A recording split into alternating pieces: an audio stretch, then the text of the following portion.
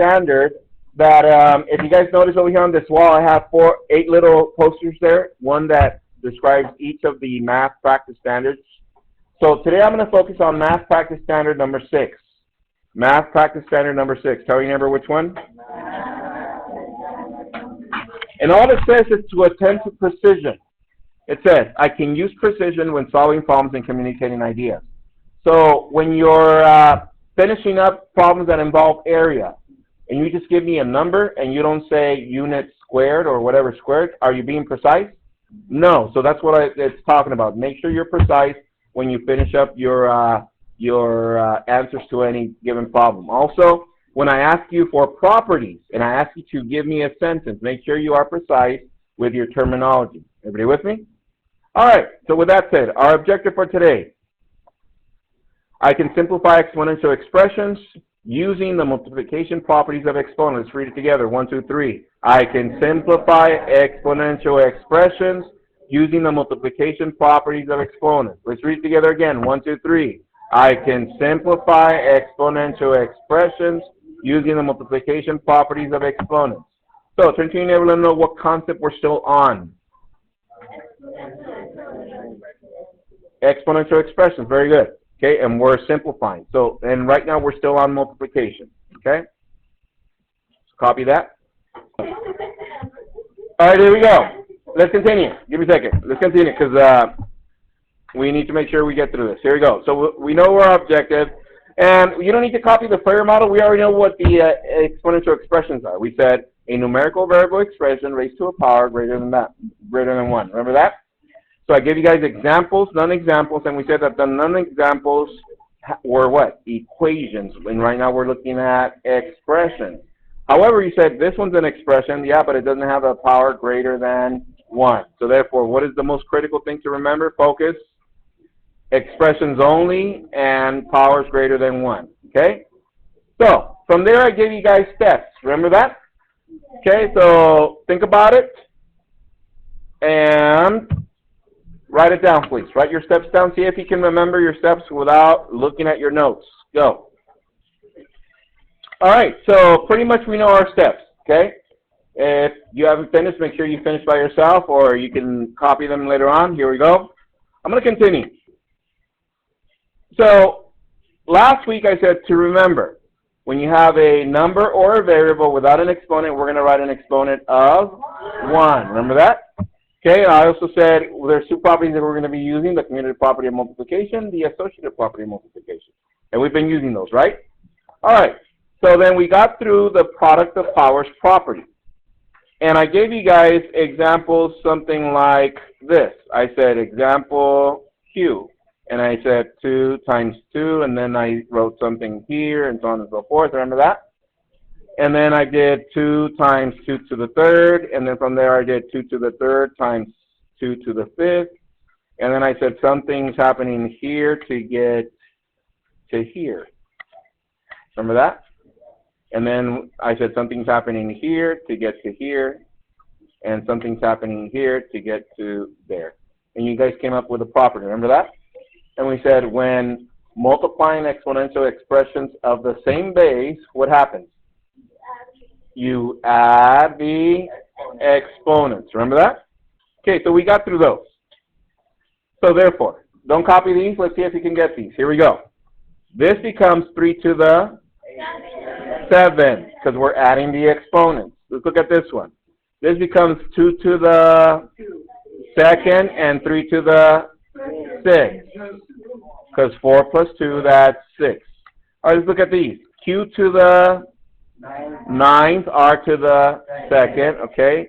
This becomes N to the 0 because this is a 1. 3 plus 1, that's 4 minus 4, 0. Are we there so far? All right? So let's look at these.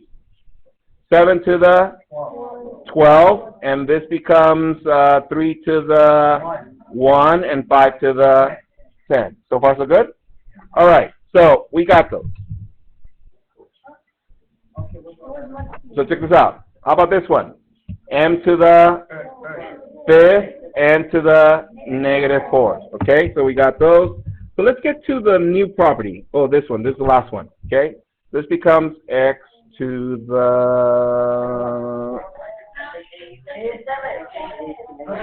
-7. -7, because this is a 1. The 1 cancels this 1, and we're left with -3 and -7. That's, I mean, -3 and -4, that's -7. All right, so with that said,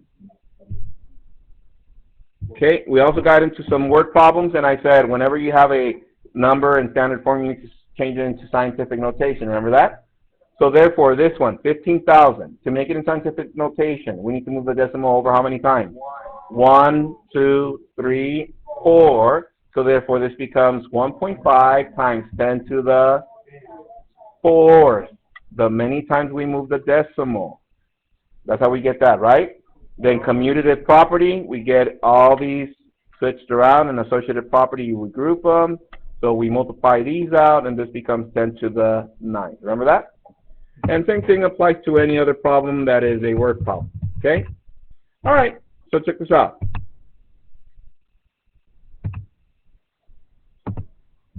Pens down, eyes up here. So product for power says if they have the same base, we add the exponent. So this is same base, we add the exponent, which is b plus c. Are we there so far? Now look at this. 3 squared times 3 to the 0. Is that 3 to the 2nd plus 0? No. Let's see. What happens to the exponents? They add. So therefore, same base, 2 plus 0 is 2. So do you agree this is true? Yeah. So what is 3 squared? 9. What is 3 squared? 9. And this is 3 squared. So all these are 9. So what is this saying? This is 3 squared times 3 to the 0 is this. We know that this is 9. We know that this is 9. So 9 times what gives me 9? 1. So from now on, whenever you see a number to the 0 exponent, we know that it's what? 1. And does it work with any number? Yeah, check this out. Let me use that. I'm going to say 5 squared times 5 to the 0. That is 5 to the 2 plus 0, which is 5 to the 2nd. Is that correct? And we know this is 25. This is 25. Therefore, this is 25. Therefore, 25 times what gives me 25? 1. Therefore, this is 5 to the 0 equals 1. So from now on, did it work with any number? Can I do, if I continue doing that, do you think it's going to come up to the same thing? Yeah, any number to the 0 exponent is equal to 1. Any number to the 0 exponent equals to 1. So what would be another number? How about 23 to the 0? What is that? 1. So any number to the 0 exponent is equal to 1. Tell your neighbor what I just said. All right. So now that we have that, let's move on. Give me a second. No, you don't have to write it down. Here we go. All right, write this down. Power of powers property. Here we go. This is what today's lesson is going to be about, so stay focused, please. Power of powers property. And we're going to start with example Q.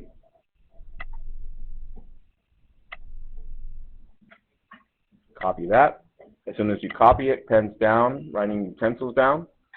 And once again, like I said, I'm not going to give you properties with wordings and all that because some of you might not understand it. So I'm going to go ahead and do an example, have you guys talk it out and see if you can come up with your own rule. Everybody got it? All right, here we go. Pens down, eyes up here. Writing utensils down. Okay, here we go. Eyes up here. Guys, focus, please. Here he goes. So I'm going to start off by saying, let's see.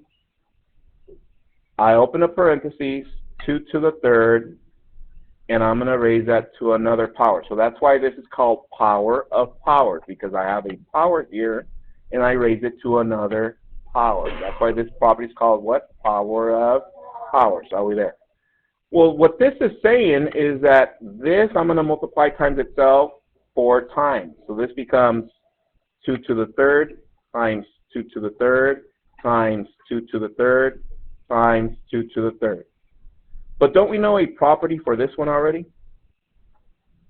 Look at it. Do we know a property? Do they have the same base? What do I do to the exponents? Add them. This is the product of powers property, right? So this becomes 2 to the 12. Does everybody see that? So this form is called factored form. However, this property is called the product of powers property, right? But for today, we're looking at another property, which is called the power of powers property. What does that mean? That if I was to give you this expression, you don't have to do this step. Everybody look up, please. You can actually go all the way to here. But let me give you another example just to make sure that your brain is doing the right thing. X squared to the fifth. That's the same as saying x squared times x squared times x squared times x squared times x squared. Focus, please. And we know that this is product of powers property, so this is x to the 2 plus 2 plus 2, that's 10. So that's the product of powers property, but today we're looking at the power of powers. So check this out. The property of power of powers, instead of doing this, we can go all the way over here, and there's something happening to those numbers. Okay? So your noodle already has it. Let me give you a test. You do this one by yourself. 3 to the 4th, raise that to the 5th, and instead of writing it in factored form, I want you to give me your simplification over here.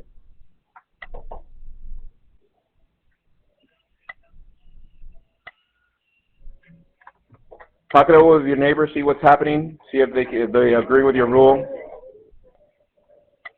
So once again, here you should have written 3 to the 20th because I heard that you guys were saying all we have to do is multiply the exponents. That's true.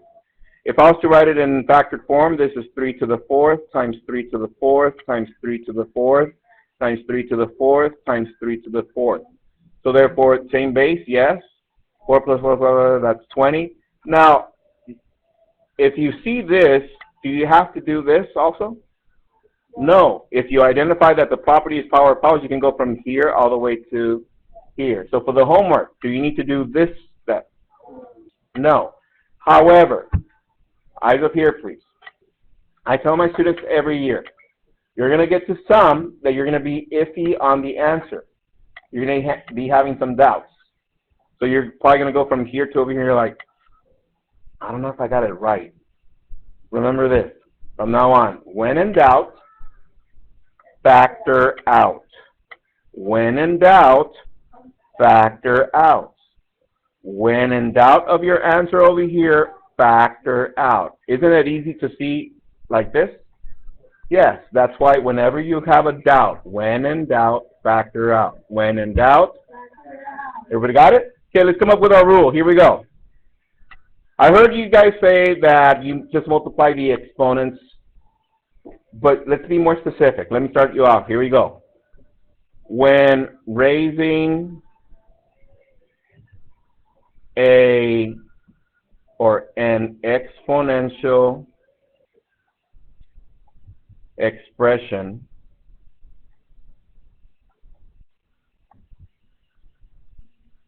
to another power, I multiply the exponent. I'm going to be specific. I heard some of you say the exponent inside times the exponent outside. Pretty simple, right? I mean, at first they look a little bit intimidating, but overall they're fairly simple. Yes? So once again, the rules. Does that make sense? When raising an exponent, an exponential expression to another power, I multiply the exponent inside times the exponent outside. Can't be more straightforward than that, right? So let's do some practice ones. Here we go. Example 1. Copy those two. Example 1, it's 4, but it's 1 for today, but it's continuing from last week. Example 1, simplify. 5 to the 2nd, raise that to the 4th power. Everybody look at it. Think about your answer. Everyone, what'd you get? 5 to the 8. Are we there? Okay. Look at this one.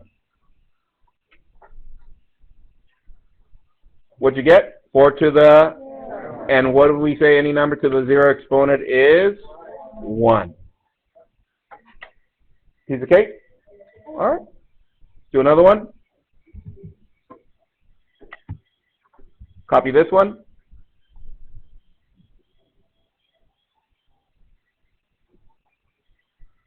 Okay, let's do this one together. What does this become, the first one? X to the negative 15 times, bring this down, x to the 4th. Now we can use the product of powers property, right? Are they the same base? Yes, and this becomes what? Negative 11. And we're done. Any questions with this? Pretty simple, right? So check this out.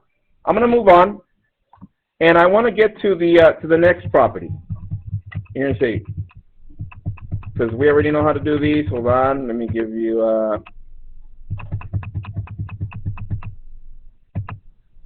Check this out. Copy this, please. Power of products property.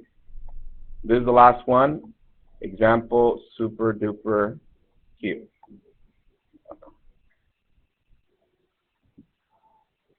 All right. So check this out. Write this down. 2x to the 4th, close parentheses, raise that to the 5th. Now check this out. This becomes 2x to the 4th times 2x to the 4th times 2x to the 4th times 2x to the 4th times 2x to the 4th. We know that these have 1s right here. So therefore, this becomes 2 to the 1, 2, 3, 4, 5, and this one x to the 20. But I factored it out, didn't I? However, check this out, everybody look up. What exponent goes on this 2 that does not have an exponent?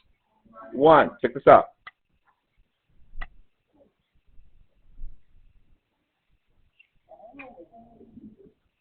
Tell your neighbor what just happened right there. And guess what? The rule for power of powers applies the same thing to power of product. The only thing now we have more numbers inside. You guys notice that? All right. So make sure you you read into the lesson and work on those problems. Homework is found on page what? 412, numbers 23 to 51 odd. Yeah, well, 52 is not odd, so 51. Have a good one, guys. Enjoy your homework. See you guys tomorrow.